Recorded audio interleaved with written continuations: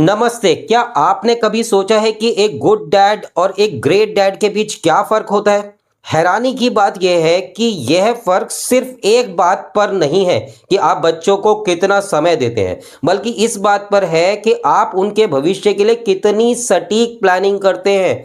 चलिए देखते हैं कि कैसे इन दोनों पिताओं के बीच उनके बच्चों का आर्थिक भविष्य बदल जाता असली है। फर्क क्या है? मान लीजिए आपका बच्चा सिर्फ और सिर्फ 2 साल का है। एक गुड डैड के इरादे बहुत नेक होते हैं। डैड के इरादे हमेशा ही नेक होते हैं, लेकिन उनकी सोच कई बार थोड़ी ढीली होती है। वे कहते हैं जब वक्त आएगा तब देख लेंगे, जरूरत पड़ी तो प्रॉपर्टी बेच देंगे या 50 लाख का लोन ले लेंगे। कई बार तो वे अपनी रिटायरमेंट की जमा पूंजी भी दांव पर लगा देते हैं। जरा हिसाब लगाइए, अगर वो 50 लाख का लोन लेते हैं और उसको अगले 6 साल में उतारते हैं तो ये लोग लगभग 72 लाख रुपए का अमाउंट चुकाते हैं। यानी अगर इस लोन को 20 साल में उतारा जाए तो ये अमाउंट बढ़ के 1.2 करोड़ रुपीस हो जाता है।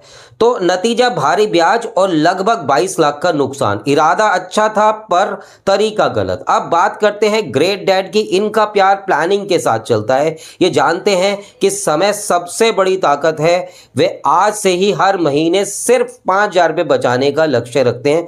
वे सिर्फ पैसे बचाते नहीं बल्कि उन्हें सही जगह निवेश करते हैं।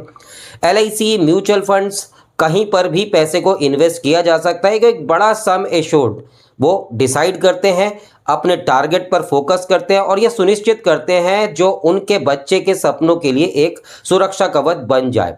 नतीजा, कर्ज में डूबने के बजाय ये अपने बच्चों के लिए 22 लाख का फायदा तय करते हैं। चुनाव सरल है लेकिन इसका असर जिंदगी भर रहता है।